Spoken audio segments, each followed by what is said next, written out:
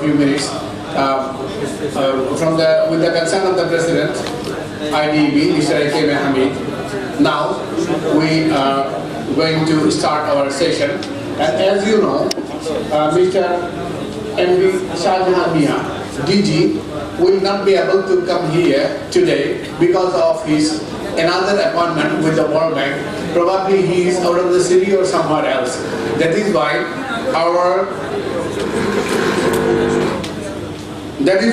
Mr. Babar Ali, Director Planning and Development, Director of Technical Education Board, will preside the session as Chief Guest. Now, may I request the Chief Guest to come to the dais and sit. Next, may I request Mr. Shaukat Ali, Dr. Engineer Shaukat Ali, Principal BKTTC, to come to the dais and have a seat. Now, may I request Mr. Tahmina Manwar, Principal, Technical College, Tahmina Manwar, Malaysia.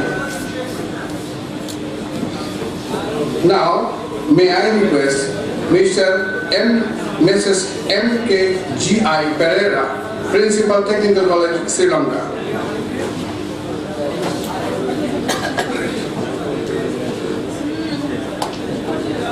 Now, may I request Mr. Jo Lin Thun, Assistant Director, Ministry of Science and Technology, Myanmar.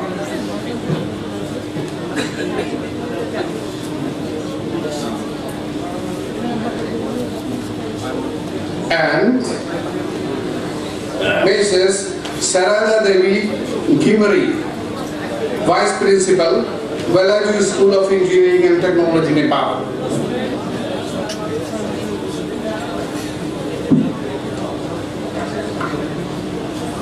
Ladies and gentlemen,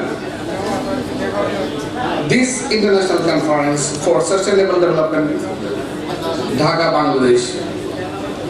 A recent study, UNESCO estimated that 123 million of young people worldwide lack beside the literacy skill that weakening their opportunities to enter future education and training, and subsequently the labor market. Also, 73 million young people were estimated to be unemployed by 2013. As we know better, moving towards the sustainable development goals require fundamental changes in human attitude and behavior, both in personal, community, and institutional level. Technical and vocational institute and training plays significant role in achieving sustainable development. Therefore, technical and vocational education training system requires deep immersion in the understanding and practices for sustainable development in perspective of the global warming and climate change. So now, with the permission of the chair, sir, can we start the session? Thank you very much for allowing us. So, now the session is open for presenting papers. So, I would like to request the audience to please note down your questions regarding the paper individually, then ask the question when the session will be finished. Because since we are running out of time, that is why it will be a little bit difficult if we allow you to interrupt when the paper presenter is presenting the paper. Therefore, we are now requesting.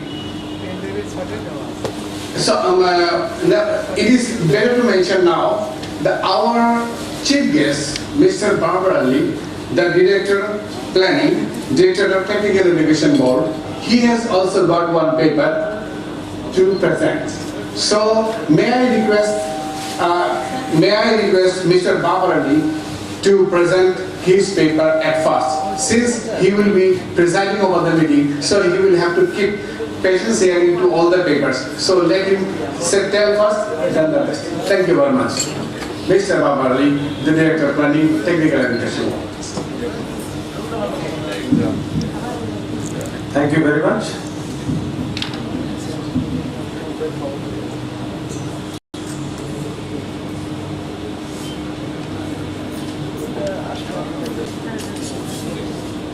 Honorable guest on the dais and distinguished participants.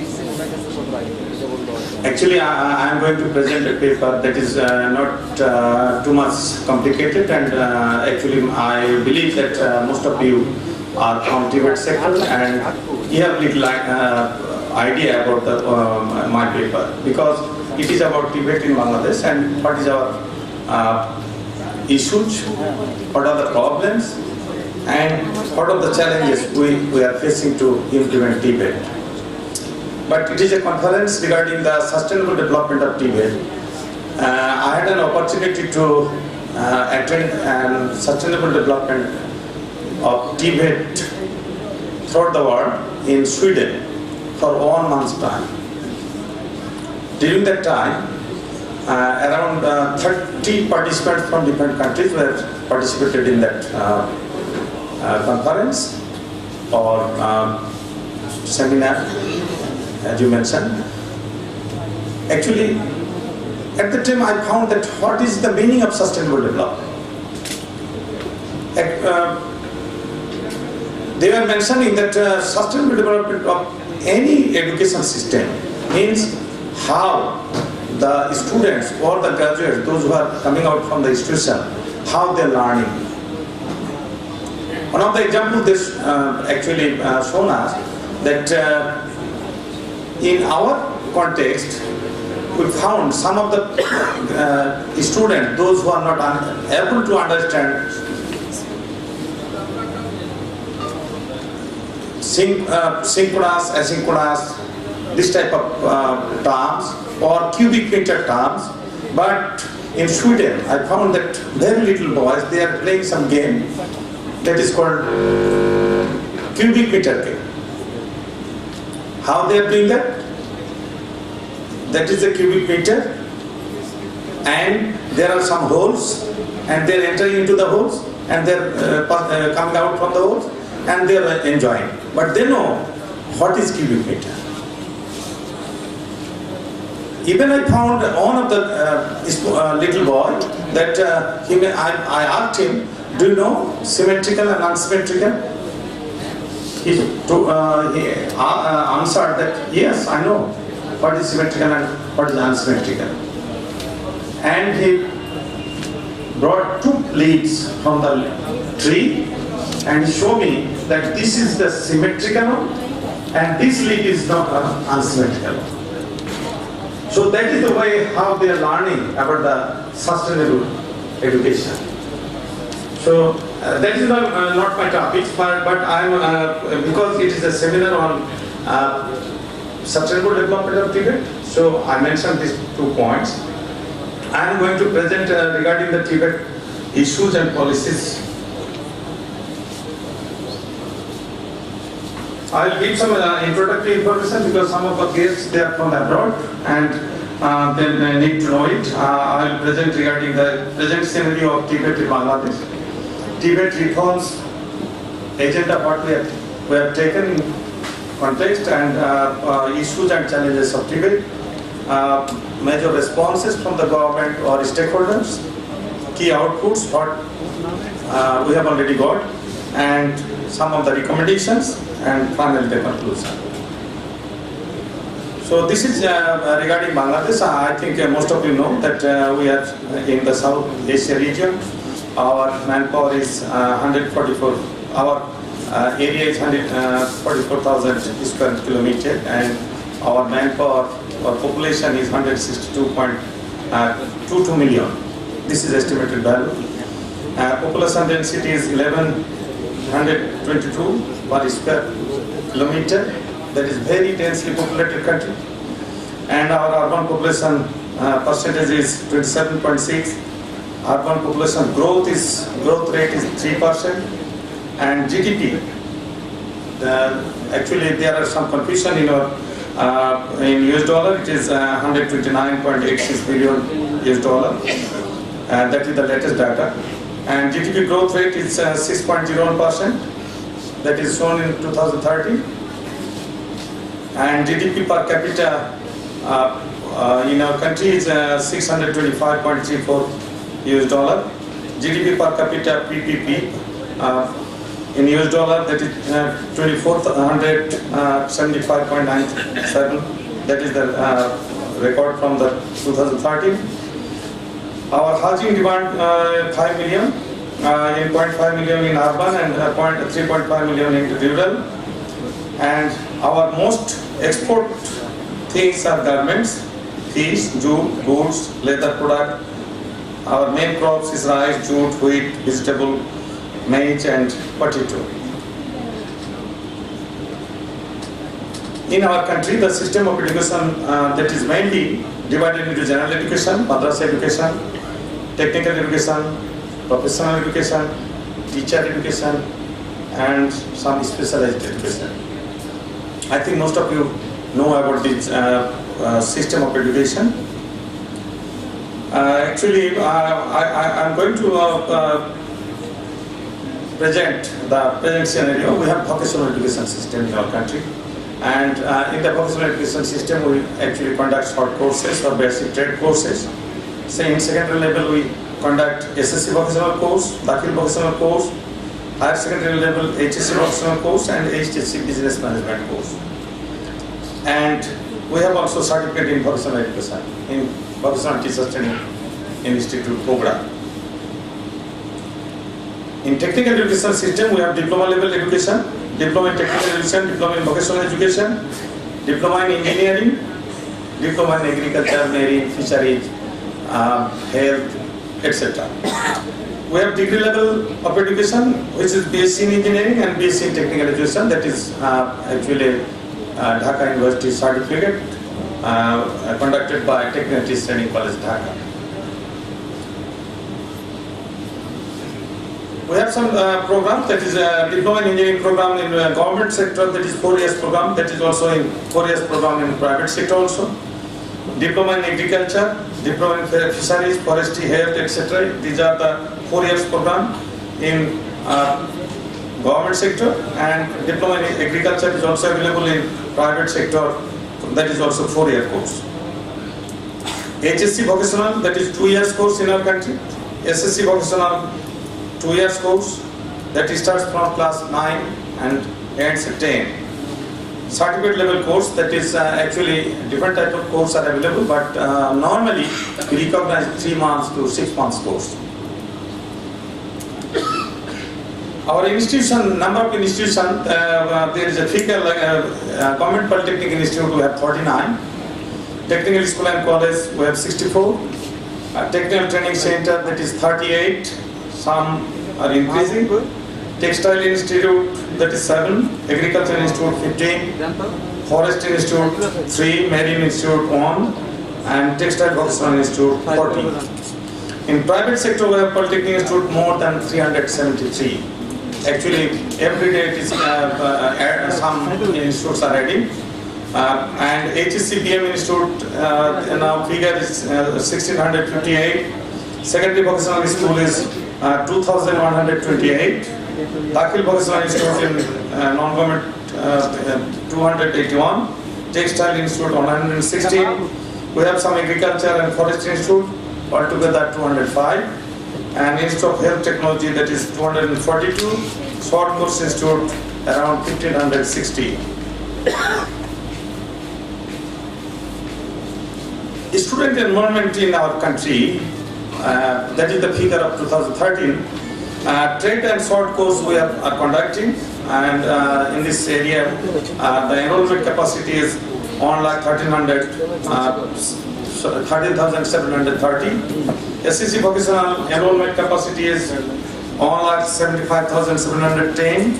SSC Dakhil on 16,860.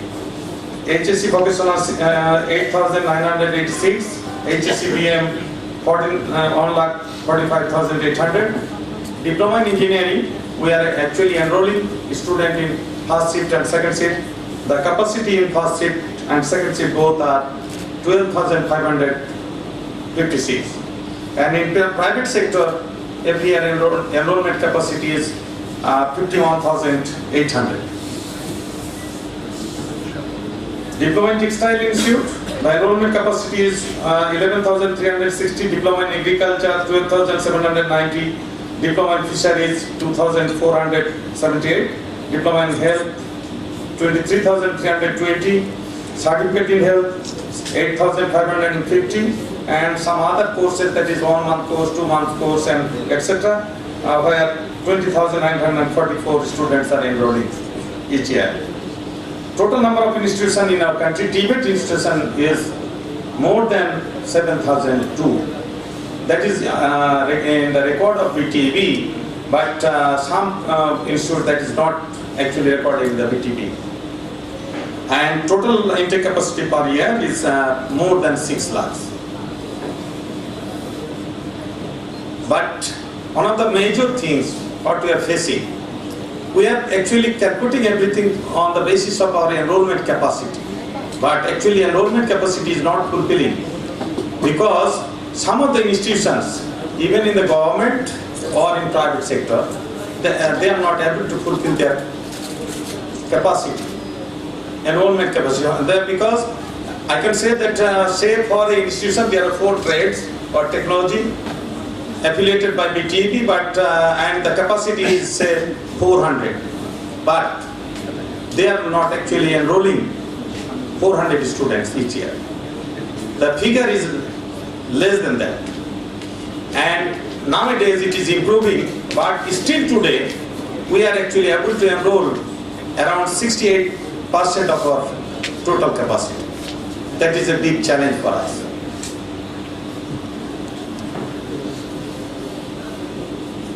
We have some vision. We want to go somewhere else, and we want to be a middle-income country in 2021, by 2021, and we want to be a developed country by 2041. That is our vision. So we have some survey regarding our vision, and we have our vision for 2050. That is mentioned here, that per capita income in our country at this moment is $1,190 US, but we want to go to 20,000 US dollars. This is not a actually a dream. We will have to go there. I have visited Sweden in 2004, and at that time, the per capita income of Sweden was 23,500 US dollars in 2004. So we'll have to go there. Per capita growth at this moment is 4.97% right now, but we want to go to around 10% by 2050. GDP growth, actually we want to go to 11.5%. Poverty rate at this moment in our country is 26%, but we want to reduce it, and we want to go around 6% by 2020. Unemployment rate, that is not very big in our context. That is because it is only 4.53% at this moment, and we want to make it lower. Actually, skill competition at this moment not very good scenario, but we want to make professional 10%, skilled 50%, semi-skilled 20%, less skilled 10%. And urban population we want to make it 80%, semi-urban 15%, and rural population to 5%. This is not my language. This is a survey, and this is the commitment from some of the researchers that we want to go there. And what we have planned that still nowadays we need to go to say Dinajpur, and it took around 12 hours, 8 to 12 hours. But our target that we want to go anywhere of our country within less than 4 hours.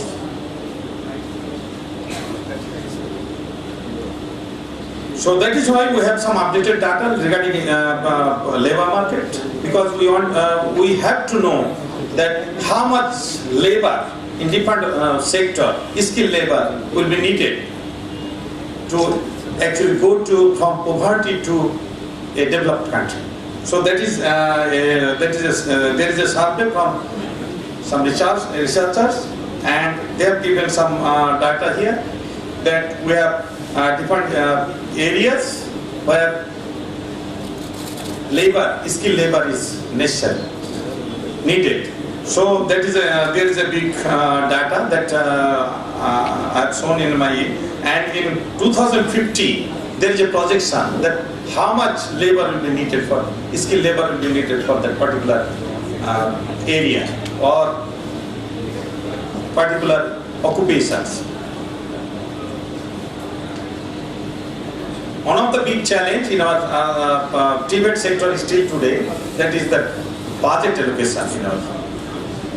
You know that a very small amount of money is allocated for education purpose in our country, but that budget, when it is distributed to separate different areas, that I have given that total government budget allocation on TVET is about 21 million in average. Sometimes 20 million, sometimes 21 million, like that. And in the secondary education level, that is around 887 million. That is bigger amount, and most of our private TVET institutions, they are actually raising their fund from the fees of the students one. So here is a data that budget, you can see that 2010 and 11, what was the budget of technical education, and in 2011-12, what was the budget of technical education, and other under the Ministry of Education, there are several organizations like administration, secondary and higher secondary level. In some, there are university level, there are technical education, there are some other institutions that is related to education system, and some budgets are they are spending for the development purpose from the revenue budget. But some of the development budget that is coming separately, I am not mentioning that one. So here is a graph presented regarding the, you can see that for technical education it is not visible clearly, that the total budget of technical education, that is not visible clearly. But we are not idle. We are going forward, and we have formulated some policies for guiding TVET in Bangladesh to make it sustainable, to make the progress of TVET sector. What we have done? We have National Education Policy in 2010 that is already published. National Skill Development Policy that is published in 2011. We have 6th 5-year plan, and that is running from 2011 to 2015, and we are already actually drafting the 7th 5-year plan this year. We have actually Labour Act 2006 that is running, but it is under review. We are actually reviewing the Labour Act, and it is drafted but not finalized yet. We have Education Act already drafted and published to the people for comments, stakeholder for comments, and I think it will be approved very soon. We have Gender Education Policy. That is, sometimes you mean that gender means for the female, but gender strategy is not only for the female, it is for the minority group. But in our country, females are not minority group. But still today, in education system, as well as in the service, the number of females are very poor. So we have actually prepared the gender policy in education, and TVET that was actually formulated in 1967, and that is under review, and I think very soon it will be approved. We have developed the National Skill Development Policy for development of the skill development of our country. And especially in the National Skill Development Policy, what is inside it? In the National Skill Development Policy, you have already heard from different presenters regarding the NTVQF. I think most of you understand what is NTVQF. NTVQF actually, if I say in few words, that NTVQF, National Technical Vocational Qualification Framework, that when we are passing from diploma institute, polytechnic institute, or from technical vocational institute, SSC vocational, it was not recognized outside of the world. When I am going to Malaysia, they are saying what level of education you have actually acquired. Say I am saying I am SSC vocational pass, but what does that mean? They want to know what is the level of your education in skill. So in our context, we have developed a National Technical Vocational Qualification Framework with 6 levels, and I think already somebody presented here. I will show you on the another things, industry sector standards and qualification. Earlier, what of the training, what of the skill training was going on, that was not actually supported by the industry people. Industry people does not know what is going on, what skill you have acquired. But nowadays, industry is coming. We have developed Industry Skill Council. They are actually advising us that these are the skills needed for the industry to perform a particular job. So, on the basis of the industry demand, we are actually preparing the curriculum and training manual. We have actually quality assurance system we have developed, gender action plan we have prepared, and we want to increase our enrollment 20% by 2030 by establishing new institutions. Sometimes we are saying 20% by 2020. This is our vision. You know, I'm actually going to lead this day. Actually, this is the NTVQF qualification framework. Already somebody shown to you, or you have seen earlier. Just I am going to mention 2 things, that we have 6 levels in the National Technical Vocational Qualification Framework.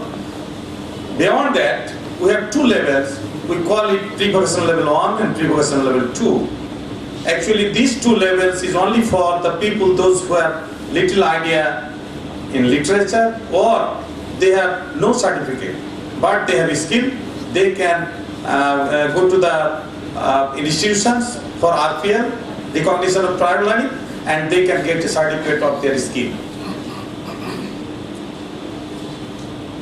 Some of the key reform agenda we have actually considered: identify skill demand and matching with supply. There is a big mismatch between, in our system, that what is the demand of the industry or the entrepreneur and what we are actually giving to our graduates. So we need to address this on the demand from the supply side as well as demand from the delivery side. Sorry, from the industry and from the supply, that is from the institution. We want to increase the enrollment. We want to actually develop a lot of strategies to how we can increase our enrollment, because you know at present our TVET enrollment is only 8%, and we want to go to 20% by 2020.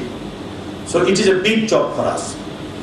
Enhancing the capacity of institutions, offer demand-driven courses, in our country, some of the institutions that is running, or most of the institutions that is running, they have no capacity to cope with the demand-driven courses. In polytechnic system, in our country, we change our curriculum after 5 years. But when we are changing, again, some new things are coming in the skill development world. So we'll have to cope with that situation also. Providing better quality courses recognized nationally and internationally, that is finding the trained and qualified staff. This is another challenge, and we have taken some measures regarding that. Establishing a strong linkage between industry and TVET institution. This is our key reform agenda. Now I'll actually talk about some of the issues and challenges. Actually, we want to improve the training quality to achieve desired skill. That is why we are actually going to introduce the CBT, competency-based training process. Improvement of capacity utilization. Actually, we want to enroll our full capacity. Even we have started in all polytechnics the second shift program.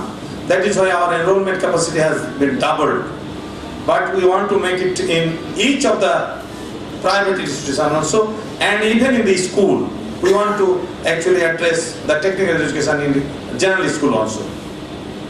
We want to improve the industry-institute linkages. There is a big gap. Relevance and flexibility of curriculum. What we are teaching, that is, say, 50 years backdated. When I was a student, I was learning about the vacuum tube diode and triode and tetrode and pentrode. But at that time, it was totally obsolete. And nobody was learning about nobody using the vacuum tube diode. At that time, transistor came. But we were learning about the vacuum tube diode. So that is the scenario in our education system. Another thing is one of the public-private partnership development. Other than developing the public-private partnership, we will not be able to actually cope with the situation, because we will have to bring the private organization to address our education system also. We need to increase the budget, because I have visited Nanyang Polytechnic Institute 3 times this year, and I found that they are spending thousands of dollars for the training purpose. Even in the laboratory, some of the machineries they have purchased, that is more than $1 million costing. But and what are they doing? By using that machineries, they are producing lots of good things that is actually the industry needs. And industry are coming to the Nanyang Polytechnic for the advice, for the training and everything. But what is our case? Actually, you are not able to deliver the good quality of training. Sorry, some of the repetition is here. Budget is one of the main things. We have some more issues. And okay. So a lot of the challenges I have actually, by this time I have mentioned to you, and we need to actually address our issues from the demand side as well as supply side also. From the demand side, we need to consider from the supply side, we need to consider what are the issues in our system. Policies are in place, but attitude to action for implementation. We have prepared the action plan with the help of NSDC, National Skill Development Council, but still we are not able to actually implement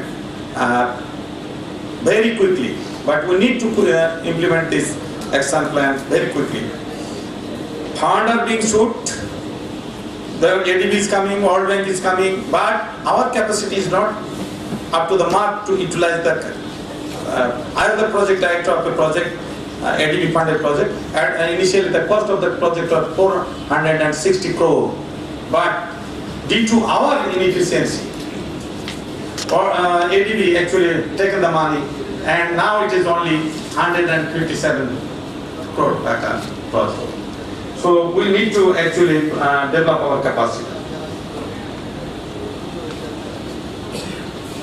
From supply side, I have shown some of the. From the demand side, we will have to actually consider the issues also, because some of the legislation and policies we have reviewed, but partnership with the private sector will have to go for partnership. Planned investment in IC and other demand-driven sector will have to think about that one. And employment is only growing in the private and mainly in the informal sector. We'll have to address that. So I am not going to. Actually, we have some potential also. Part of the potential I have shown in the three slides, that we have lots of manpower, we have training facilities, our people are very much talent. Those who are working in different countries, they are actually very talented and they can produce a lot of things. So we'll have to take that situation. And one of the another things, in 2030, our population will be in the least dependency ratio. That is, here is the 5 countries context shown in the table, but our population in 2030 will be least dependency. What does that mean? That dependency people will be less and working people will be more in that time. So what we can do, I am going to conclude it without showing the PowerPoint. Actually, we will have to make a good strategic plan to develop our TVET. And who will be the driver of this implementation of this strategic plan? National Skill Development Council will have to take the responsibility to coordinate and implement the skill development policy properly. 19 ministries right now is working with skill development, and there is no big coordination between all this TVET education. Some of them are issuing certificate without learning anything.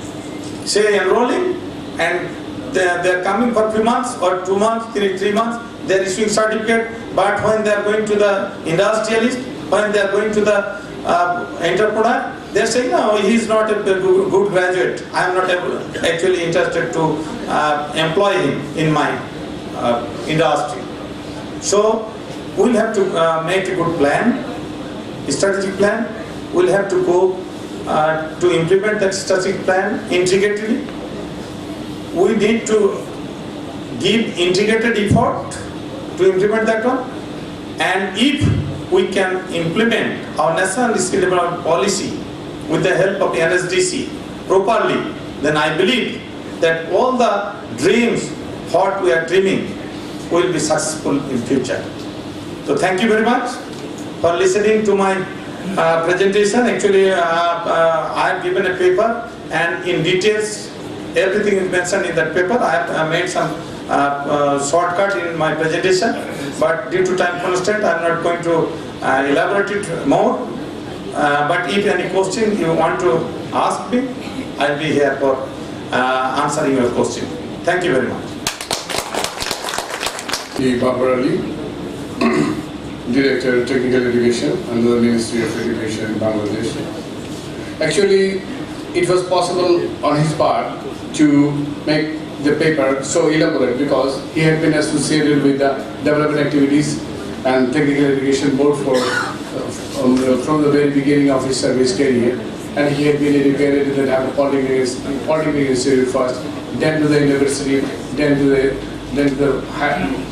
foreign countries. So in his paper he has given the basic information, education system, budget allocation, gender equation, NTBQF, Bangladesh key reform, issues and challenges, and last of all he has said that without PPP, that is public partner private partnership, it will be very much easier for us to go with the good education system. And that is a very good idea, I think. It is nowadays it is a very good issue, PPP. So now, may I request Mr. So before going to the next presenter, since the last paper was presented by the chair of the session, that is why he has given extra time, 15 minutes. He has taken half an hour time for this. So if you go like this, it will be evening, without any ending. Anyway, this is special for the chairperson. So may I request Mr.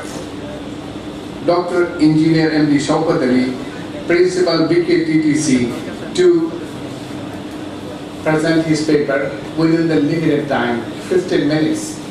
Sorry for the inconvenience. Since we are running out of time, that is why I have to mention it. Honorable Chairman and distinguished panelists, participants from home and abroad. I am Dr. Engineer Shaukat Ali. I am going to present my paper titled Challenges and Priorities of TVET System in Bangladesh. And my time is very short, and I hope that I can finish my work less than the specified time, because everything is covered by our session chair. So I will deliver my presentation very quickly. My presentation outline reality in TVET system in Bangladesh, social status, challenges in TVET, institution, skill gaps, skill mismatch, challenges in technological changes, old style of TVET and the new style, industry institution relation, and skill challenges for overseas employment, and finally recommendation. Now, reality of TVET system in Bangladesh. Bangladesh, like many other countries, has a mismatch between the TVET program run by institution and skill required by the industry. This is the number one reality. And second reality, already told by our Honorable Chair, the programs are mostly supply driven, not demand driven. Second reality. Excuse me? And the third reality is, Please. in Bangladesh, someone has the certificate but no skill, and other has the skill but no certificate. These are the three realities of TVET system in Bangladesh. Now, social status and image. TVET is inferior to higher education. This is the image of TVET. Almost worldwide. Bangladesh is not exception. This is due to the cause in Bangladesh we have limited access to higher education in TVET. Once a student has been in TVET education, he is finally out from the higher education because we have very limited capacity for higher education. Low salary, unstructured salary. No salary structure till now. Low quality job and no international recognition. As we are living in the age of globalization, we need the recognition. We must not be Dhalai Khel standard, we must not be national standard. We must be international standard, we must be global standard. So international recognition is very important, and poor social recognition are due to the above causes. Now, challenges in TVET institutions. As you know that in life everyone has these challenges. But as a presenter, I took the challenges as opportunities. As you know that still and steady sea cannot make skilled sailor. So challenges will be taken as opportunity, inshallah. But what are the challenges or problems in TVET institutions? Lack of good quality trainer. This is also reality. In TVET institution, we have trainer having any training, poor equipped workshop and laboratories. I was assistant director of introduction of 500 schools vocational in Bangladesh.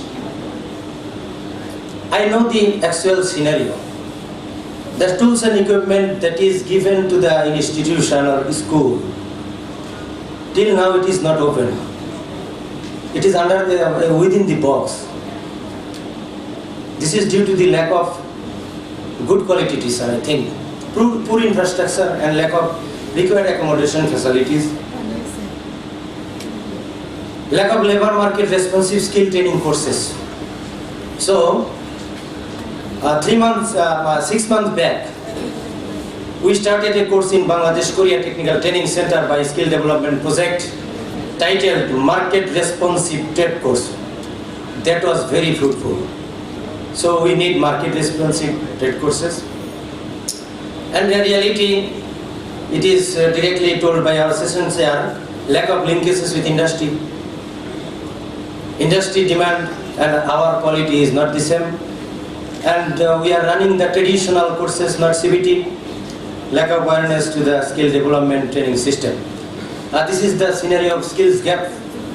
As you can see in the figure that the person who is trying to cross the gap, he will not be able to cross. That's because gap is very, very long than his capacity and the capability. We need to minimize the skill gap in TVET sector. So skill gap is the different skill required on the job and actual skill that has the employee possesses. Skill gap can be minimized by training and retraining or by skill upgradation process. This is my assumption that the skill gap will be very high in Bangladesh, in Asian countries. A skill gap can be clearly defined by this figure. And if the actual skill is 50% and the required skill by industry is 100%, so definitely skill gap will be 50%. But we should minimize gap to 0. In that case, we will be successful, inshallah. And another very common problem is skill mismatches. As you can see from the figure that fixed range is not adaptable to set a nut having a fixed dimension. So we should have the adjustable mechanism. And the second figure, there is a plug and socket. It is not matching. So skill mismatch refer to the condition whereby the skills and education of the existing workforce don't mismatch or don't need the existing firm and industry. In Bangla, I can tell a statement, Jaha sai taha paina, jaha pai taha saina. This is the skill mismatches. Now specific challenges in country. Everyone is struggling to tackle the challenges. As our honorable session chair already pointed out that budget allocation is very poor, it is not visible. This is the reality. 12.5% of general education. But TVET is the prerequisite for developing countries. So budget allocation is a vital problem. No updating knowledge and skills with competitive and volatile job market. As you know, the job market is changing like technological change. We have no need assessment survey for job market in regular basis. This to be done. And really this is more expensive than general education and survival with the technological change. Now challenges due to the technological changes. I am going very quickly, narrowband to broadband. In the past we used the term narrowband. Now everyone knows the broadband. Have you any broadband connection or not? Everyone will ask you. So broadband is a common term now. Wired to wireless now. Petro-based to agro-based, divergent to convergent, discrete to integrated, and local to global, country to galaxy, skilled worker to knowledge worker. This is very important, knowledge worker. Old style, we are turning from old to new style. Education and training, earlier it was separated, now it is integrated. Total separation of education and training is not desirable, some integration is necessary. Skill recognition based on training period and examination. It should be competency based. And now it is happening. Existing focuses on the formal sector, but more emphasis to be given in the informal sector also. Now centralized, it should be decentralized. Old paradigm and new paradigm shift, supply demand common, training for employment, learning for employability, in service training, concept of lifelong learning. Last week I went to Singapore. Their conception is that I have visited a lifelong learning institute, but we have no such type of institute in Bangladesh. We are turning from traditional learning to web-based learning. In Bangladesh Korea Technical, we have a project under A2I program, Prime Minister Office, e-learning platform for migrant workers. Inshallah, we are expecting that we will be able to start the project within a very short time. Industry institution linkage, no linkage. But industry is the main consumer of the TVET Gazette. Our TVET Gazette, they will go to the industry. Our technological adaptation, technology transfer to increase the productivity, that is production rate. Low skill, low productivity, higher skill, higher productivity, and skill upgradation. Now, why to make linkage TVET institution with industry? What are the ways? There may be good, better, or best ways. Seminar, conference, industrial tour, study visit, faculty staff exchange, industrial apprenticeship, incubation center, guest lecturer from industry, leaflet pusher, and teaching factory concept. Last concept is new concept. I took this out from Singapore Nanyang Polytechnic. They have this concept, teaching factory concept. TVET teacher should frequently go to the industry and back to the teaching. This is the teaching factory concept. This is totally absent in our TVET system. Now, benefit of the TVET system with industry engagement. These are the benefits: timely, accurate data, labor market, more effective for job placement, up to date, national standard and recognized, locally, internationally, cost sharing of TVET. And now the skill challenges for overseas employment. As you know that around the globe, Bangladeshi workforce is working in more than 160 countries. Professional workforce, semi-skilled, highly skilled, less skilled workforce. But reality is that the remittance is not coming as our expectation due to the lack of education and training. This is because skills and quality of TVET Gazette is not nationally recognized till now. 3 months back, a Human Resource Minister of Malaysia came to my technical training center. In my conference room, when I was delivering my presentation, he asked me soon after the presentation, what types of training you are delivering now? Is it competency based or is traditional? Is there any qualification framework? In answer, I told him that we have the qualification framework. We are trying to shift him from traditional to competency based and level based. No international recognition. But good news is that Bangladesh German Technical Training Center, that is in Mirpur 2, there is a system to have international recognition for technical and further education TEF, city and guilds. This is under processing advanced technological skill, innovation and creativity. As you know that innovation and creativity is important for modern civilization. Now I have the recommendation. I will go it faster. Job market, responsive to job market should link to the industry, should be emphasized on privileged group, should be RTO, registered training organization, training system should be flexible, curricula should be updated, and teacher-student ratio should be maintained. Most of the posts are till now vacant in technical training center, in TSC or in Polytechnic. TVET qualification must be NTVQ, as already said by our honorable sessions here. Government should supply sufficient budget, monitoring and evaluation. It is not properly functioning till now. Quality assurance system, coordination, job placement, RPL, and international recognition is very essential here because we are living in the age of globalization. So we need the international recognition, skill diversification. In Korea, they have the skill diversification system. One man can do different occupational job.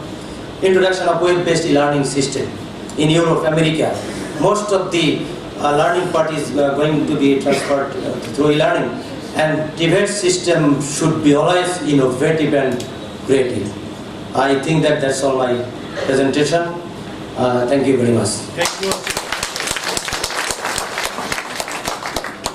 Engineer MD Shaukat Ali, Principal Bangladesh Korea Technical Training Institute, BKTTC. Dhaka, Bangladesh. Really, that was a very good paper, especially for the job market. It is bringing new era, the way it is being shown. The skill gap, skill mismatches, style old and new. linkage between the TVET and the industries, skill challenges, overseas employment and recommendation. Actually, Mr. Shaukat Ali has been giving a lot of papers to a lot of centers. That is why it was possible on his part to bring in some new ideas regarding the job sectors. Ladies and gentlemen, now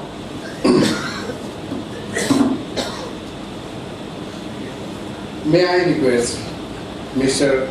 Tahmina Manwar, Senior Lecturer, AMIST University, Kedah, Malaysia.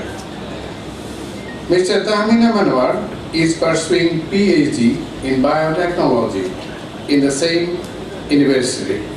And it is our proud that she has been graduated from Shah Jamal University and got his MS from the same university, now Senior Lecturer MIST, Mr. Tahmina Manwar.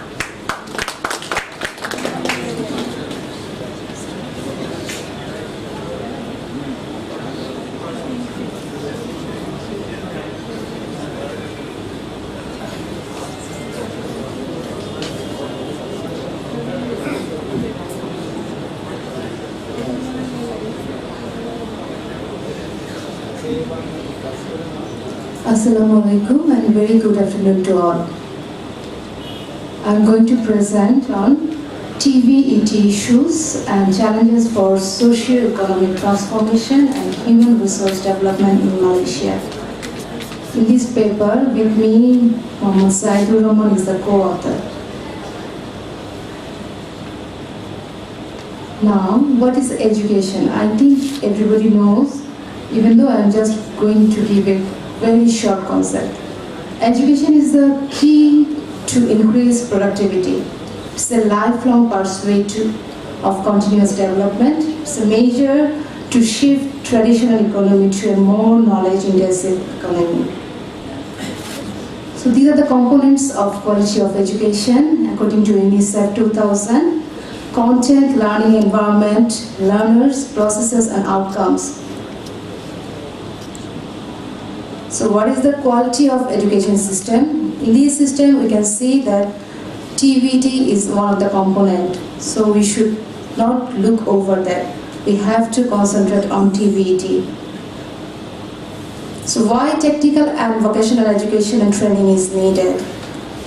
It's for human resource development, socio-economic development, sustainable development, private sector development, industrialization, employment, developing skills for the knowledge society, developing the spirit of enterprise, increasing mobility and exchange, supporting qualification and competence development at sectoral level, strengthening links with working life and research, and society at large. So this chart is showing the stakeholders' relationship in the TVET system. Here we can see that at industry level, which is very important for us, it's very important for us because of technologies, products and processes. Through R&D, we need to develop our nation. Okay. So what is the scenario in Malaysia? According to Ministry of Education 2012, number of students enrolled in vocational secondary schools declined from 62,200 in 2008 to 51,500 in 2011 due to supply constraints. Industry demand for vocational graduates is high and will continue to grow. In 2008, there was a labor shortage of over 7 lakh skilled workers in the manufacturing, agriculture and construction industries. So closing this demand gap will require the creation of 50,000 additional places in vocational education per year.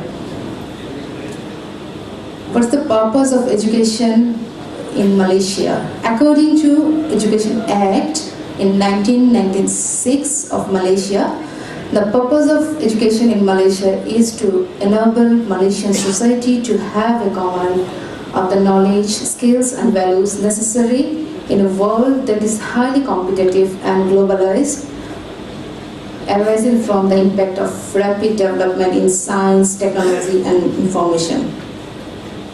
So these are the educational systems in Malaysia, like preschool, primary education, secondary education, and national secondary schools are again subdivided into several types, then pre-university and tertiary education. Now, vocational programs and polytechnic schools in Malaysia. Besides the university degrees, students also have the option of continuing their education in professional courses such as the courses offered by the ICSA. Polytechnics in Malaysia provide courses for diploma level for 3 years and certificate level for 2 years. The history of vocational education in Malaysia. Vocational education first appeared in the Malaysian education in 1897 when the British initiated the training for Malay. In 1906, the first public technical school was opened to train technicians for government sectors. Technical education system in Malaysia, it's a post-PMO course for 2 years at the technical secondary schools.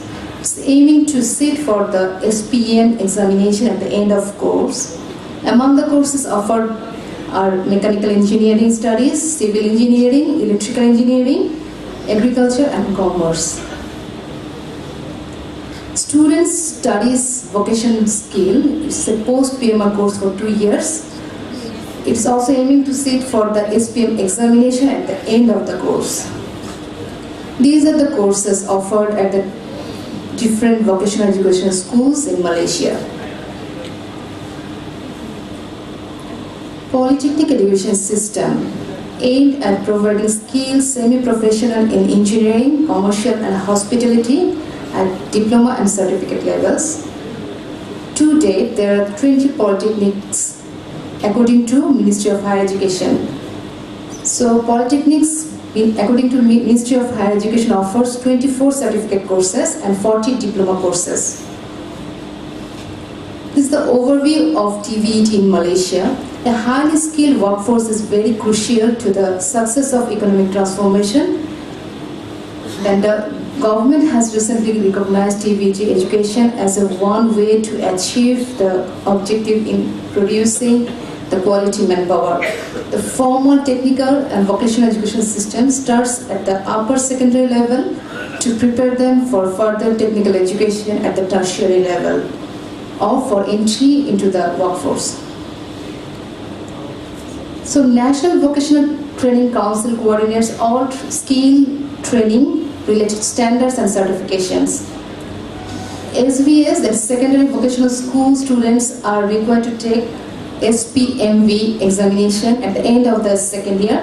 Those with excellent achievement may further their studies at local institutions of higher learning or enter job market. Graduates of skill training programs can take trade test conducted by NBTC. Now TVET providers in Malaysia, there are numerous TVET providers like Ministry of Education, Ministry of Higher Education, Ministry of Human Resource Development, Ministry of Youth and Sports, Ministry of Community Development, state governments and private providers. Now what are the major challenges in Malaysia? First one is demand-supply mismatch, lack of improved links between schools and industry, the issue of status, too much attention and resources is given to academic rather than vocational education, and participation of ethnic groups, that is non-homogeneous. But in spite of these challenges, they have some major innovations.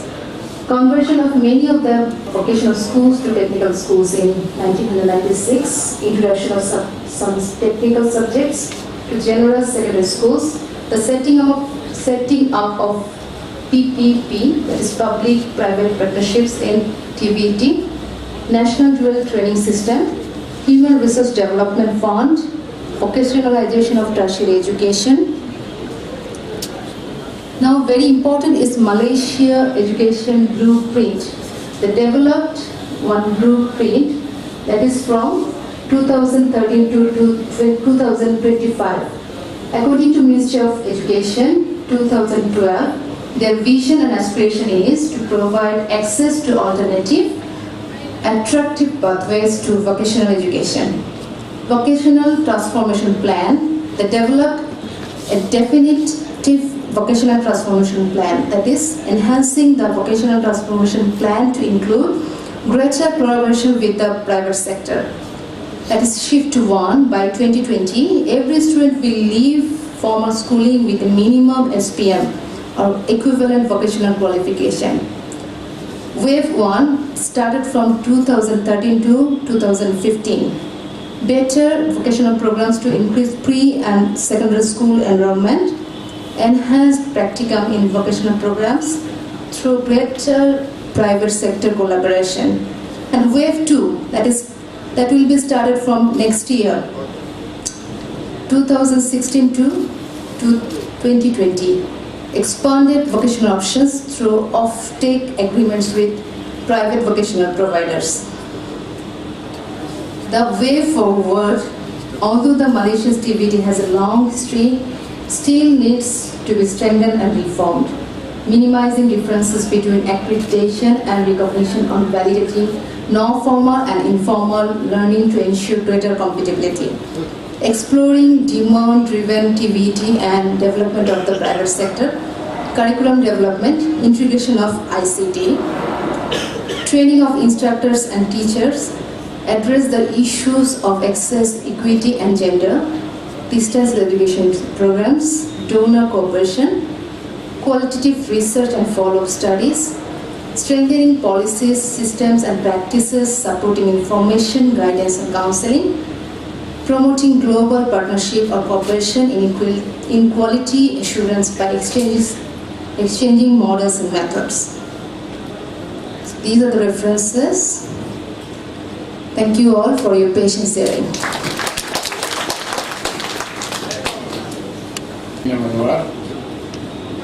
For your precise, nicely and timely presentation.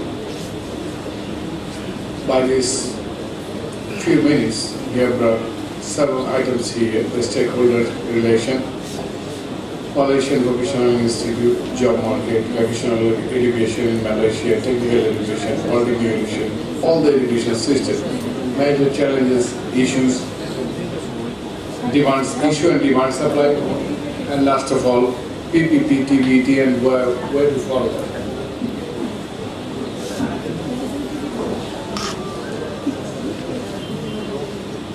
Now, may I request Mrs. M.K.G.I. Pereira, Principal, Technical College, Sri Lanka.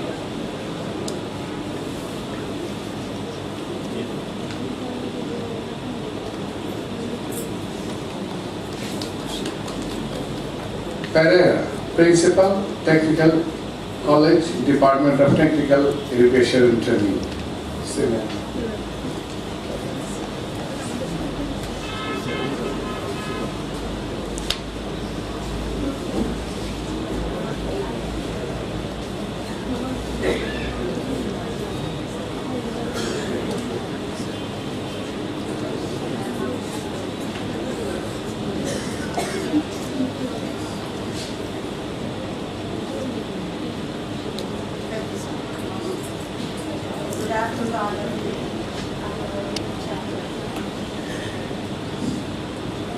Good afternoon to all of you, Honorable Chairperson and dear presenters and all of the audience. Actually, I am from Sri Lanka, and today it's a pleasure to have this opportunity. First of all, I must thank to the CPSC and IDEB for giving me this opportunity as a delegate from Sri Lanka. Actually, today I am going to present about TVET for sustainable development in our country, it means Sri Lanka. First of all, I would like to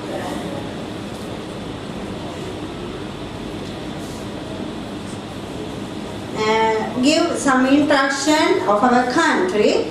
Actually,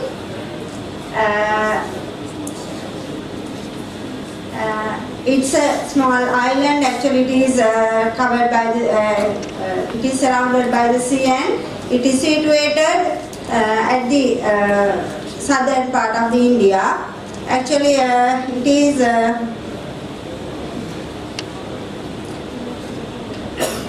it called as Pearl of the Indian Ocean.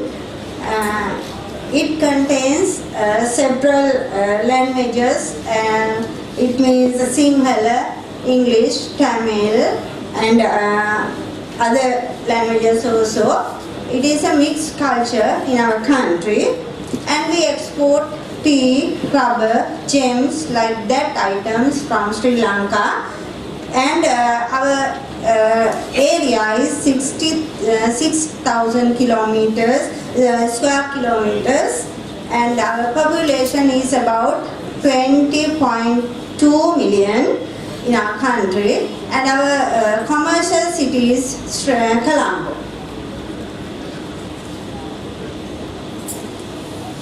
And actually, our Sri Lankan society is more than 2,005-year-old, and our culture is very unique and very rich. There are 74% Sinhalese and 18% Tamil and 7% Muar and 1% of the other nations. Anyway, it's very cultural habits, and very we are having very hospitable people in our country, and the entire island is teeming with birds and exotics and fauna and flora, and all the foreign people love them, and our Sri Lankan foods are very delicious.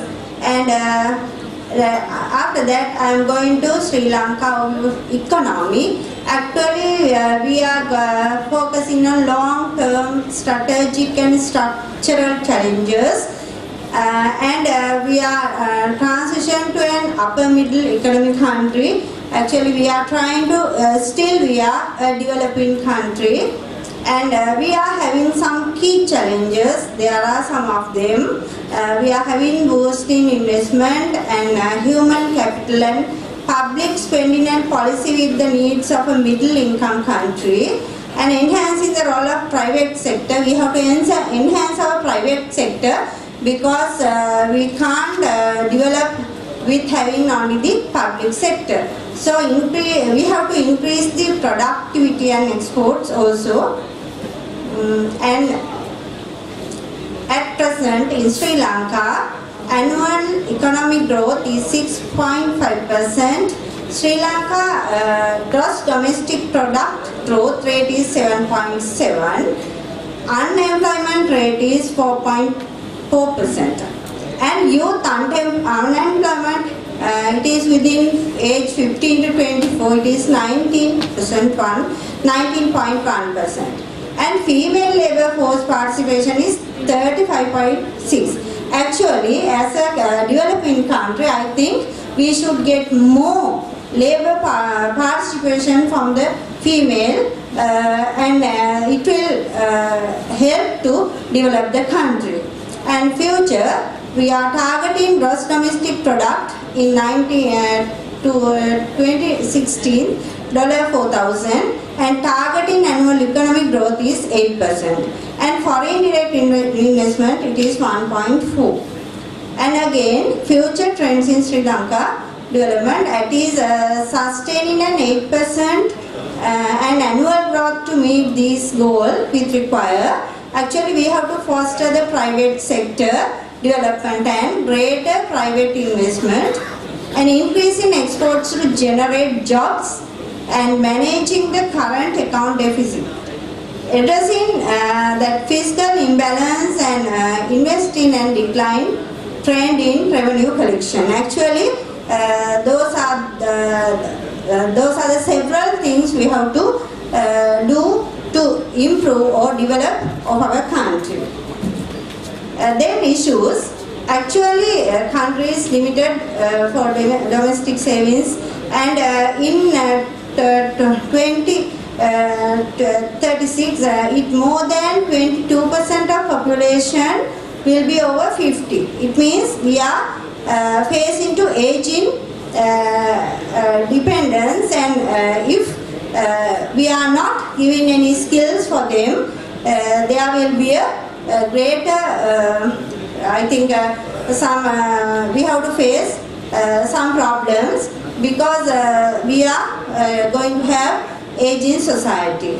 And I think this will we can complete and we can get rid of that if we give some skills to each and everyone. Even this from these days and in present, we will be able to get rid of it. And I think in our country, actually most of the skilled persons, they like to go abroad to get more salaries, because they are getting very low wages or salaries in our country. So because of that, they try to go abroad. Sometimes they are skilled persons, sometimes they are not skilled, so they are non-skilled. So because of that, there may be some problems. When they go abroad, they don't have skills to do their work. And sometimes there are no government recognition to provide some facilities.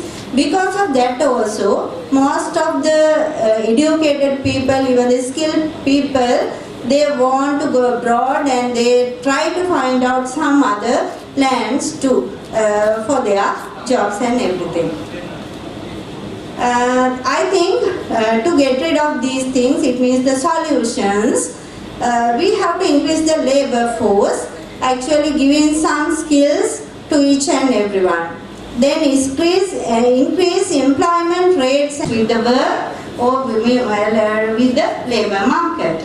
And Sri Lanka's economy is no longer dominated by the agriculture sector, but we are shifting significantly from agriculture to industry and services.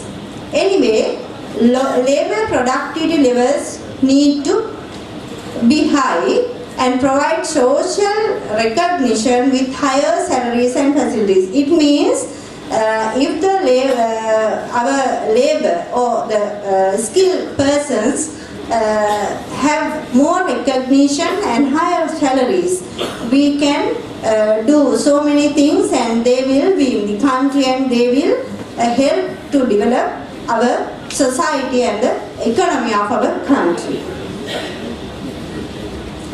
And skilled workforce should be provided modern training to upgrade their knowledge and skills, not only from the local training but also from overseas training. Actually, there are some mismatch with the demand of labor market. So I think if they can give more training with the help of other countries, or sometimes there may be scholarships or like that things, so it will be also a great help to develop our country. And they are introduced dual major employment opportunities.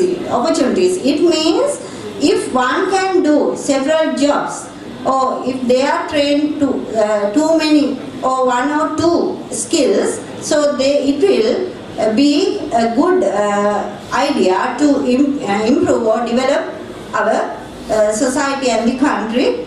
And then recruit foreign students to local institutions and provide chances to get the foreign scholarships.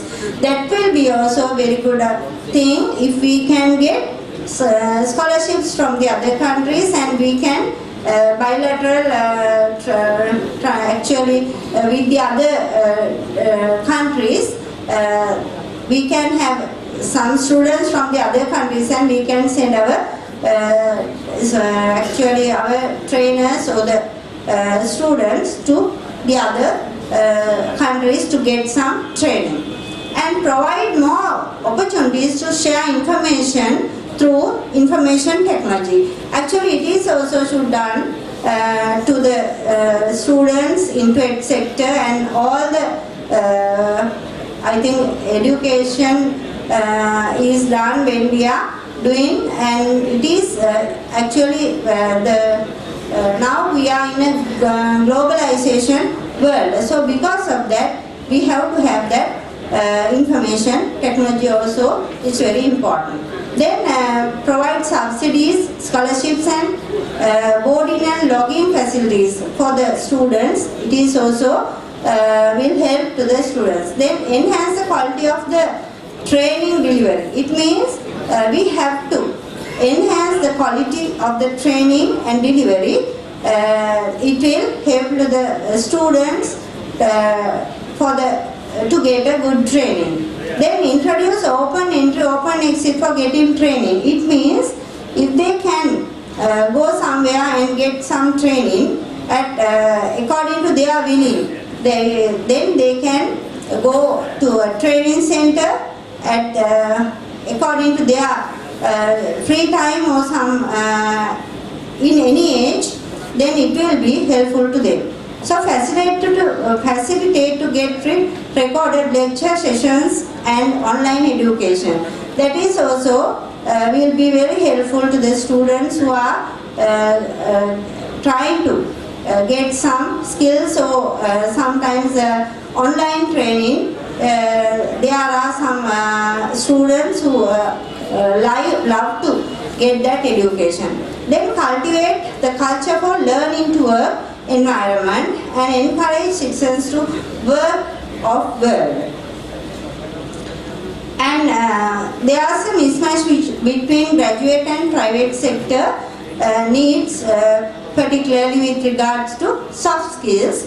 Improving the quality of human capital through effective education and skill development is central to Sri Lanka's economic growth and competitiveness, and to the government's aspiration of becoming knowledge-based society. Then formulate and streamline the policies, rules and regulations that also will help to improve the skills and education of the TVET sector. Encourage female and partially able for training. It means most of the female actually they are not do any job, and if they get actually any training or skill training, and the other side partially able people, if they are trained for some skill training, it will be a good thing to improve our actually our country, and the development also can be done. Then establish industries throughout the country. Actually, we sometimes it is very to give jobs also.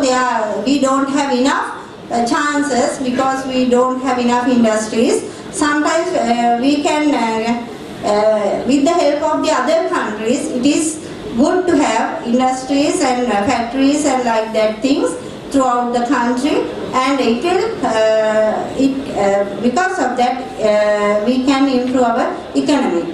Then introduce new demand-driven technical programs. Actually, there are some courses. They are very very essential and very important according to the job market. So we have to introduce new demand-driven courses and launch technical program for adults. Actually, there are some adults that if they can get some technical skills, it will help to improve the economy of the country. And education budget 2% of the GDP, and primary languages Sinhala, Tamil and English and other languages, and system type provisional, and normally literacy is totally 98% one, and male literacy is 97.7, female literacy is 98.6. Anyway, secondary education normally 200,000, then post-secondary 14,000, like that. If we think about the Sri Lankan education system, we are having primary education, it is kindergarten to grade 5, then secondary education grade 6 to 13, then tertiary education, university and technical and vocational training. Actually our targeted groups are our students.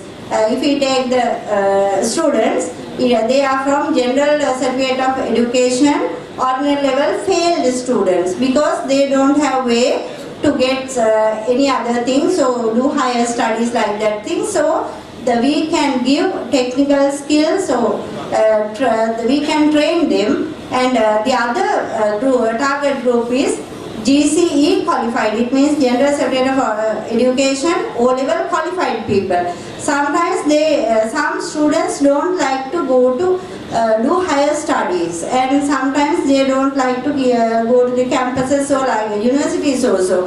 So they are the one targeted group also. And there are some A-level pass students also. If they go to university, they will have to stay there about 3-4 years. Some students don't like that. So if we can train, we can give skills for them, I think it will be very helpful. And they love to do some training courses in technical colleges. And the other students, sometimes actually our whole school education, 2% of people are going to the general education, it means the universities. So other students, they don't have way to go to the our government universities. So most of the students, they love to do some skill training, or sometimes they are doing overseas studies.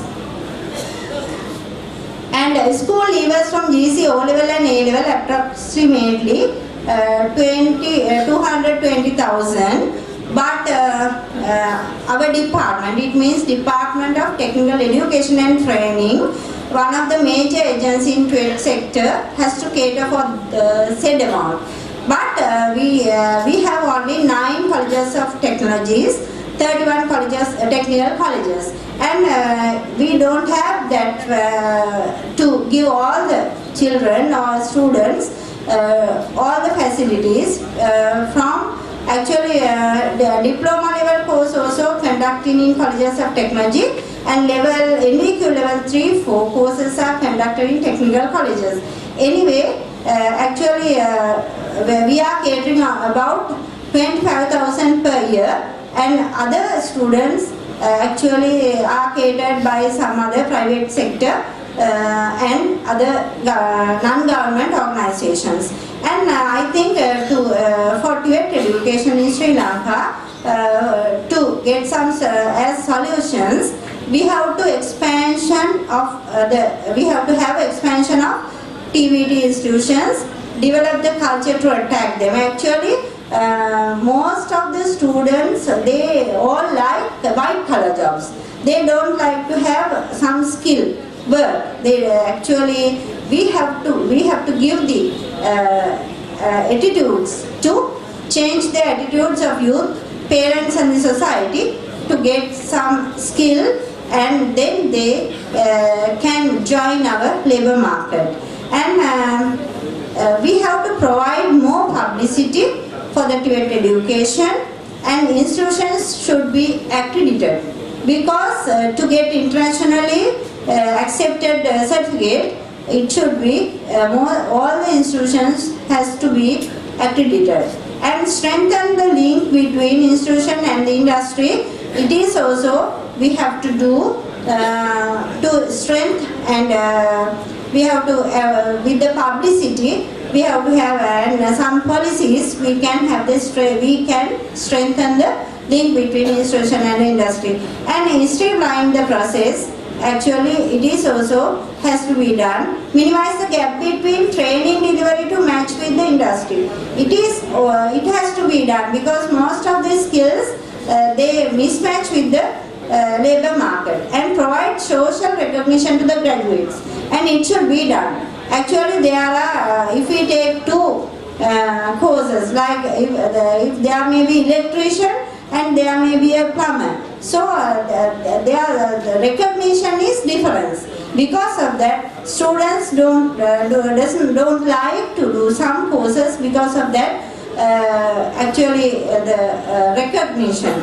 Then we can establish strong linkage between all stakeholders. We have to have that, because then stakeholders, we have to, when we are having strong linkage, the most of the stakeholders, means the students, will come to the colleges to get some training. Actually, for the conclusion, I think consider the emerging challenges of the 21st century, information and communication, and then the globalization and the revolution in information and communication technology have signified the need for a new human-centered development paradigm. Technical vocational education and training, TVET, as an integral component of the lifelong learning, has a crucial role to play in this new era as an effective tool to realize the objective of a culture of peace, environmentally sound, sustainable development, social cohesion, and international citizenship. Thank you very much for giving your hearing. Principal, Technical College, Department of Technical Education and Training, Sri Lanka, for your very free, fair and hearty presentation, where very easily you have given some of your country's education system and other overview of the economy, future trend, and etc. Anyway, now, so thank you for your good presentation. Now, may I request Mr. Zhao Lin Tun, Assistant Director, TVET, Ministry of Science and Technology, Office number 21, Ministry of Science and Technology, Myanmar. Mr. Zhao Lin Tun.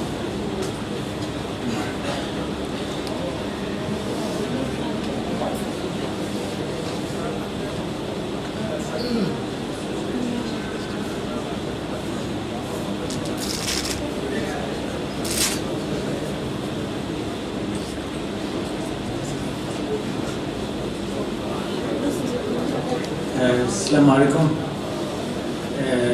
Very good afternoon, ladies and gentlemen. Firstly, I would like to say thankful speech to with my concern in Bangladesh for our comfortable and enjoyable stay in Dhaka. I am Solin Tong, Assistant Director from Department of Technical and Education and Vocation and the Ministry of Science and Technology, Myanmar. I am so glad to get a chance to participate, collaborate, and to present as today. Okay, so thank you again. As you know, TVET is the leading of the government body, managing and administering all TVET institution by making policies, drafting TVET law, and managing financial and human resources. The topics I would like to present today is current status and sustainable development of TVET sector in Myanmar. Okay. I have mainly divided into 4 points in my presentation. Firstly, demographic data of Myanmar. Secondly, current status of TVET in Myanmar. And thirdly, initiative for TVET sector development in our country, Myanmar. And finally, TVET policies in Myanmar. Okay, I would like to move the next slide. The next slide is demographic data of our country. Our country is border sharing with Bangladesh, China, India, Laos, and Thailand. So we are neighbor. Myanmar is an agriculture-based country, and its land area is 676,578 square kilometer, and total population in our country is just 51 million. Okay, so I move to the next slide.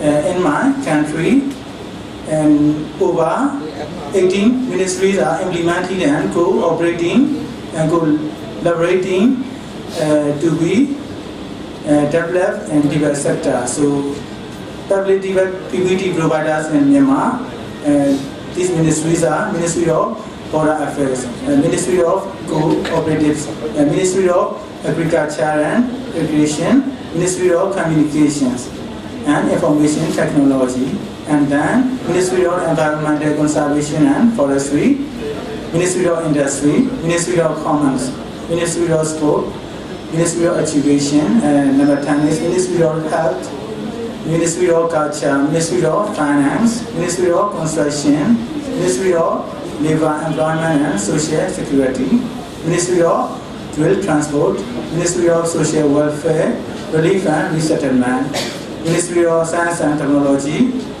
our ministry, and finally Ministry of Hotels and Tourism. Okay, we are going on the next slide. Issue and challenges of TVET sector in Myanmar. Our country's TVET system faces serious challenges in 3 areas. Number 1 area is policy, legislation and management. Number 2 is ethics, and finally number 3 is relevance and quality. This slide is the extension of the previous slide, issue and challenges of TVET in Myanmar. In issue and challenges of policy, legislation and management, TVET system is rather fragmented and no central body in our country. 2 main pieces of legislation supporting TVET system in Myanmar are state development and environment law, and the second is technical, agriculture and vocational education and training law. The second is the issue and challenges of access. These are limited access to TVET and skill development. Existing TVET offer do not meet the demands, and efficiency of TVET institution is very low. The next is issue and challenges of relevance and quality. High supply driven and influent teaching equipment and materials in our country. Teachers and instructors do not meet skilled or pedagogical competency required for the development of a skilled workforce. TVET certificate conferred are nationally recognized, however, quality assurance QA principles and practice are not widely in effect yet today. The next slide is comprehensive education sector review, CEDEXA. Not only for our country but also in every country. The vision of the comprehensive education sector review, CEDEXA, is to develop an education system that promotes a learning society capable of facing the challenges of the knowledge and that is served to build a more and developed nation through education. I think. The review will help ensure that there is a full and comprehensive understanding of the current state of education in Myanmar, including TVET, regarding access and quality across the sub-sector. as well as current function, cabin policy, capacity, management system, finances and partnership. Okay, I would like to move the next slide. Comprehensive education sector review. This is the extension of the previous slide. This was about the implementation of priority reform and the assessment of realist policy option to form the basis of a cost strategic education sector plan. Okay. Led by Ministry of Education in cooperation with other concerned ministry and fully supported by a wide range of development partners such as ASEAN Development Bank, ADB, Australian Aid ID, Denmark, DFID, EU, GIZ from Germany, JICA from Japan, and Norway government, UNICEF, UNESCO, and World Bank. Okay. Conducted through a Cohen 3-phase process. Phase 1 is quantitative analysis. Phase 2 is in-depth analysis, and Phase 3 cost-based education setup plan in our country. The next slide is Formation of Education Promotion and Implementation Committee, EPIC. Education Promotion and Implementation Committee, EPIC, was formed by the government since 2013 in our country to develop a national education law as an overarching framework for education. CEDAS and EPIC will develop and present one overall integrated plan. National Education Law, NEL, and Act on 30 September 2014. It includes 3 parallel education streams. Number 1 is basic education. Basic education includes primary, junior, and senior branches. In primary, up to grade 5, and from grade 6 and grade 9, we call junior, and finally grade 10 to grade 11 is senior education. It includes in basic education. And the second is the technical and vocational education and training. In TVET, our TVET systems, 3 government technological colleges, 17 government technical institute, and over 36 government technical high school are also implemented. And the last one is higher education. In higher education, many universities from not only our ministry but also our other ministry is also included in our country. I would like to move at the next slide. Formation of TVET task force. A task force for promotion and implementation TVET sector was also formed in April 2014. Task force is chaired by Union Minister Ashi Dr. Kuku for the Ministry of Science and Technology. That is our ministry. It consists of 32 members, and they are the representative for TVET concerned ministry, over 18 up to 20 ministry, NGOs, and civil society, etc.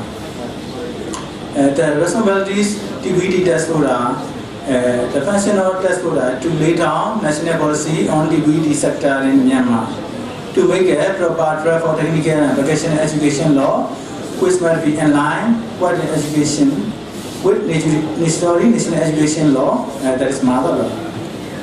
To draw and implement national TVET development plan, which can be used to reproduce regional development plans for state and region according to their HRD, HRMM job opportunity. The next slide is cooperation with the international organization in our country. JICA from Japan, JICA from Korea, World Bank, Asia Development Bank, ADB, Australian AID, UNESCO, and GIZ and KFW from Germany, CBSC, and CMU voters, CMU, LECD, and OPEX. and UNE VOC, and then ATRA and ACTET, and the government of Japan, the government of Brunei, the government of Thailand, and Singapore, and the government of Republic of India, and finally the government of the Republic of Indonesia. Okay, I would like to go to the next slide. TVET policy in Myanmar. Every citizen has responsibility and cooperate in development and enhancement of technical and vocational education.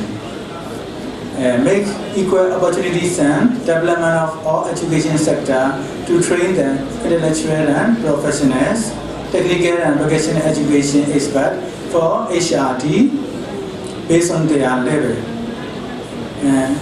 The next one is to get opportunity for private sector to establish the private TVET school and other concerned law. To encourage the inclusion of private sector in TVET education.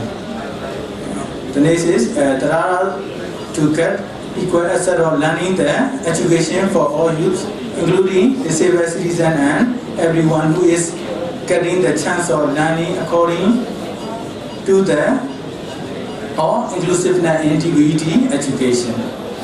Finally, to make linkage for a change program between basic education, technical TVET education, and teacher training education and higher education.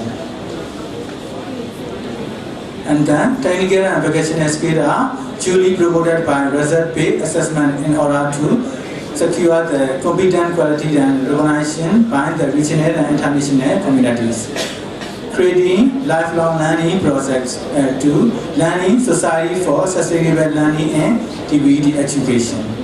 Upgrading the university industry linkages for the development for technical and vocational education.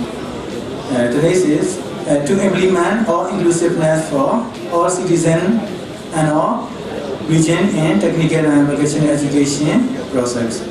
To establish comprehensive TVET sector in all region or sector or labor market demand and levels. And finally, to cooperate public-private with national and international investments from the organization I have already mentioned the previous slide in technical and vocational education. According to the limited time, okay, let me stop my presentation here. Thank you for your attention. Thank you.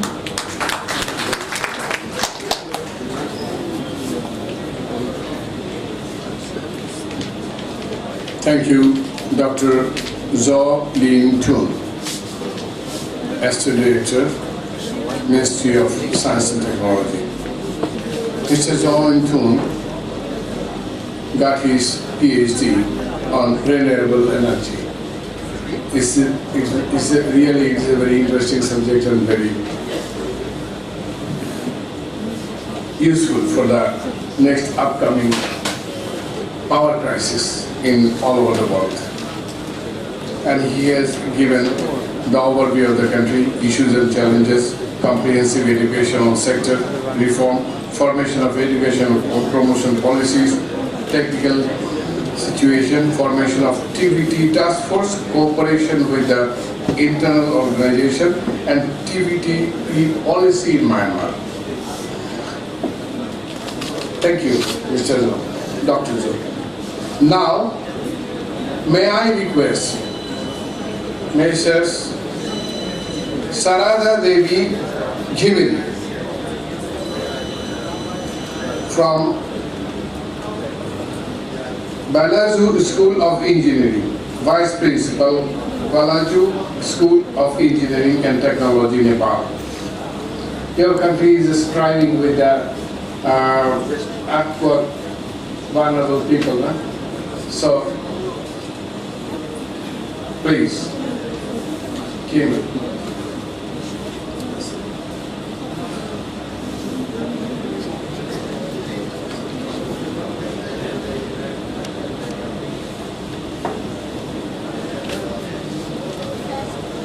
Thank you, sir, for calling me here.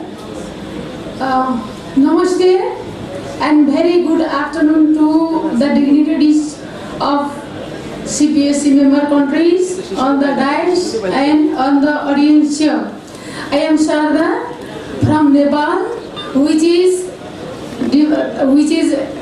highly, greatly and very seriously devastated by the earthquake, recently gone over earthquake. Then let's pray. Then I request you all to pray for the relief and peace of Nepali people who are frightened still now. Then let's express our condolence to the people who have lost their life, making their children orphan. Then your God will wish them for peace, because Nepali people respect all the gods of the people of the world. Thank you. Then I am going to present very shortly. It has become so long presentation, 6 presentation you have, 5 presentation you have already heard. Then I will try to make it short. Then my title is Issues, Challenges and Future Training Polytechnics of Nepal. Then I want to introduce my country as a country of Mount Everest and birthplace of Buddha. Then its geographical area 147,181 square kilometer. It is landlocked, no touch of sea. Then tropical variation, it is variated from 66 m to 8,848 from sea level. Then population is 28 million. Nepali is national language. There are so many languages, national languages in Nepal. Then agriculture is mainstay of economy. It contributes 1/3 of the GDP. Then beside this, other industries we have. Then Nepal has 2 streams of educational system, general and vocational. Polytechnics, we have to go to polytechnics. Polytechnics under Council for Technical Education and Vocational Training, TVET. I am responsible for the vocational training for secondary and official level. Then what is CTVT? CTVT, my organization where I work, it is under MOE. And the vision is given, it is mandated by it is apex body under government. Then the vision of CTVT is skilling Nepal for people's prosperity. The strategic plan was made in 2014. It has set its vision, skilling Nepal for people's prosperity. Then it has mission, it has set 7 goals. These are the goals. Then the Balaji School of Engineering and Technology is one of the schools under CTVT where I work. It is located in Kathmandu. It was established in 1962. Then as a mechanical training center by Swiss government. And it was expanded in 1981 into sanitation, electrical and mechanical. Then now 2 diploma courses, 3 years diploma course in engineering, electrical and civil are running. Then 1 mechanical engineering is going to be initiated from 2015 from new session. Then 3 mechanical, electrical and sanitation trade courses are running. Then we train on the welder also. Then MOST, market oriented skill training courses. So many market oriented skill training courses have been running. We are overloaded by this. Then other service, and then our school provide customer service, consultancy services, production services also. Then I have to go to TVET policy of Nepal, which was formulated in 2011. Then TVET policy has formulated 5 areas. Then one is expansion of the TVET programs. Expansion is so much necessary in the country like Nepal. It is developing country. Then for the expansion, public investment, private investment and public-private partnership model is one model. Then why this? So many schools, large number of affiliated schools has been opened up in this last decade. Then another policy is inclusion and access. Then our policy promised to include and access to the socially underprivileged, regionally backward, economically poor class of people in the society. Then ATM have consulted to make this distribution symmetrical from east to west, then the south to north, like this. Then another policy is integration and relevance. Training should be made relevant. Then integration is a great issue. Then it has included in policy. Then CTVT structure should be made compatible to effectively run academic programs for this. Then it can be done by developing bridge courses, then meeting university requirements, preparing career guidelines, like this. Then efficient and effective labor market information system must be operated. Then to integrate and to make it relevant. Then another is sustainable financing. The market cost of TVET program is not affordable for the disadvantaged and poor and marginalized people of the country. Then these are our target group. But the target group can't afford. Then if they go to private school, it is the fee is unaffordable. Then there are very limited seats in governmental polytechnics. So sustainable financing is a must. CTVT is receiving less than 1.5% of school educational budget of Nepal. Very less budget it gives. Yes. Then increase budget up to 3%. We are doing. CTVT is doing practice. This trying to increase the budget. Then how many programs are running under CTVT? There are 4 polytechnic institutes, 18 technical institutes. They are CTVT's one governmental institute, 2 vocational training centers. These are governmental. Then 141 private sector, TSLC courses, 177 institute intermediate and diploma, 50 short-term vocational trainings. Then NX program, this is under MOE, that is given to school, secondary schools. Then additional technical course. Then there are so many ministries, maybe 12 ministries providing technical and vocational training in Nepal. Then issues, what are the issues of technical TVET? Then one is infrastructure development, very great issue. Then academic building, workshop, laboratories, dormitories, staff quarters and other facilities like drinking water, electricity are as old. This is the issue. Then the teachers training. Everybody who presented earlier also talk about teachers training. Then teacher training, sport and employment sports have to be coordinated. Then that should be discussed. The teacher of the working areas and the expert, the teacher should go to working areas.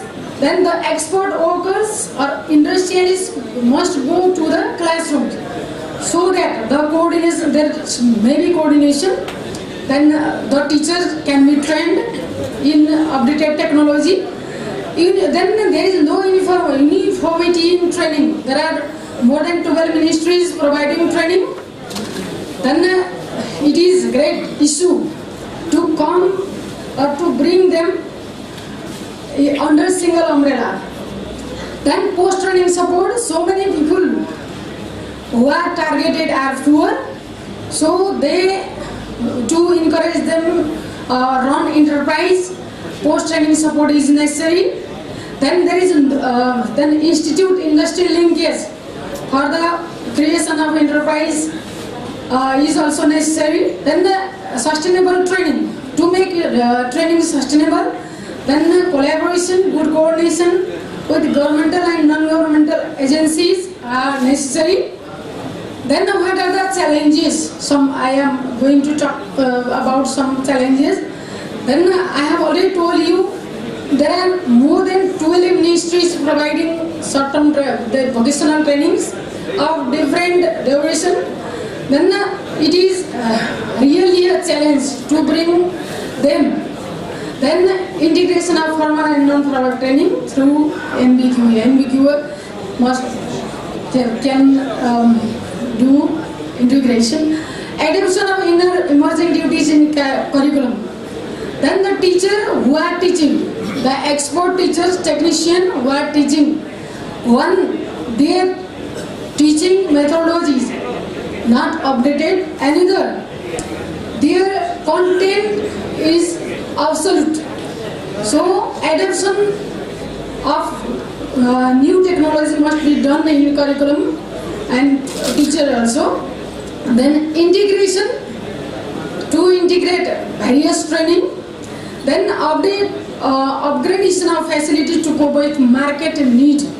Then there are no facilities, age-old facilities.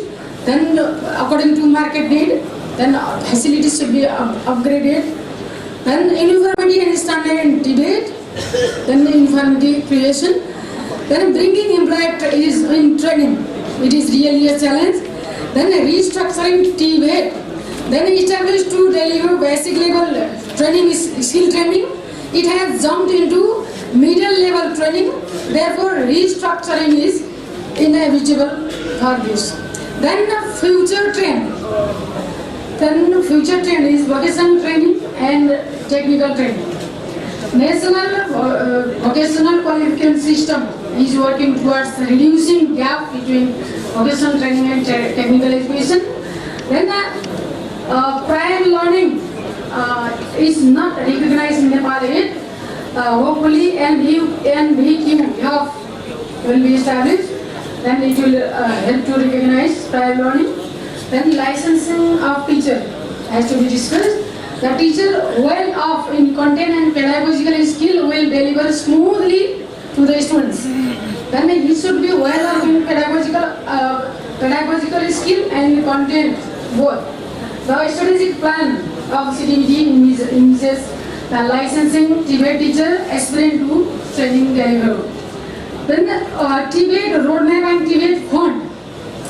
The government of Nepal has initiated to formulate TVET roadmap aiming to bring all TVET providers under single umbrella and coordination or agency working in this sector. CTVT will lead this for the coordination.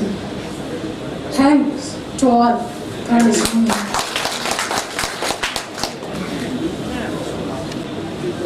Excellent presentation. And of course, before when you have started, you are asking us for expressing our condolence, not from our condolence from Institute of Diploma Engineers. This is for your information. Our Prime Minister, our Minister, our opposition leaders, and all of our country people has expressed their condolence for the incidents and starving people of Nepal. So this is for information, and from now on, as you requested, we are expressing our deep condolence for the Nepalese people who are starving from the recent strike at artwork. So this is really we feel for you people always, since you are very much familiar with us. Whenever we got any chance, we go to Nepal for excursion, you know.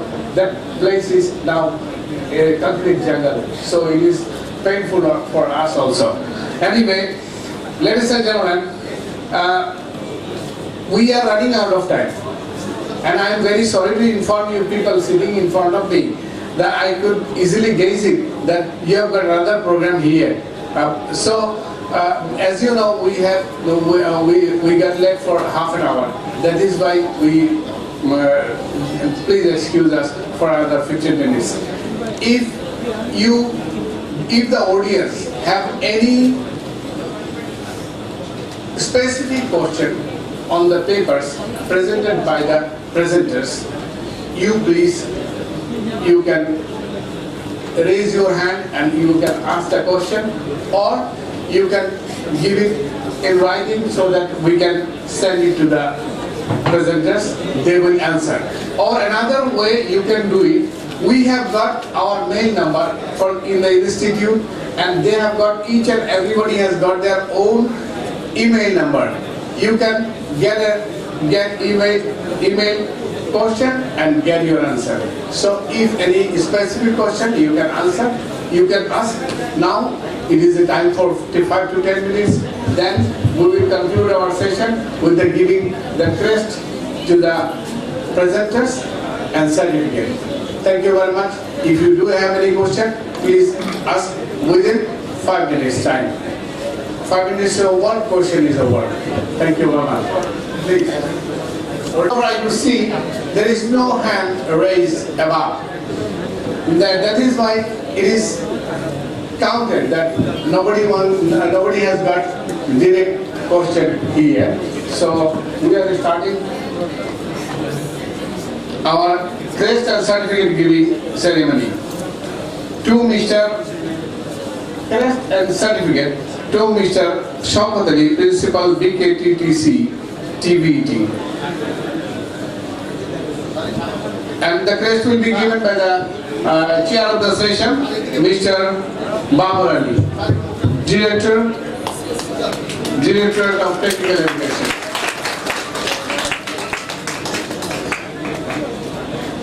Next,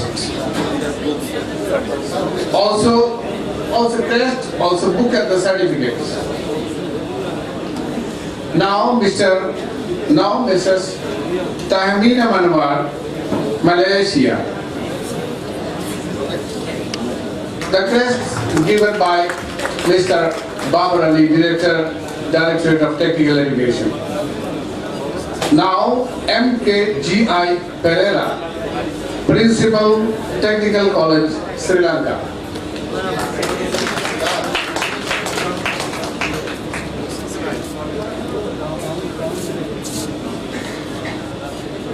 Now, Dr.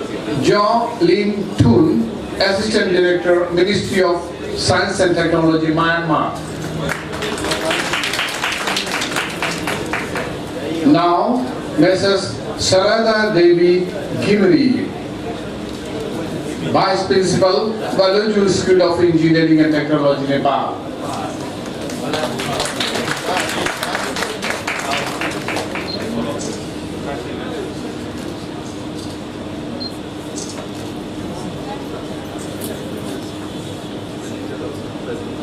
Oh, it is very difficult to announce because I have got one crest also for me and certificate. So and for the president. So if you allow me for a moment, so I will give it to the president and I will come back here.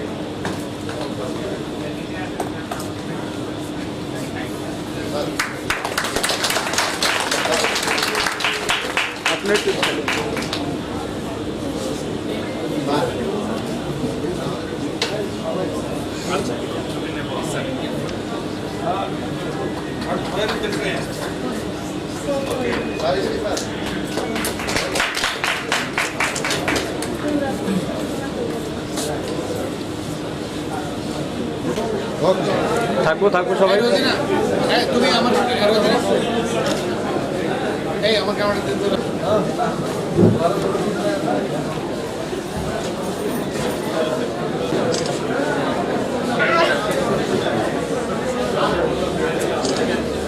চলে আসবো।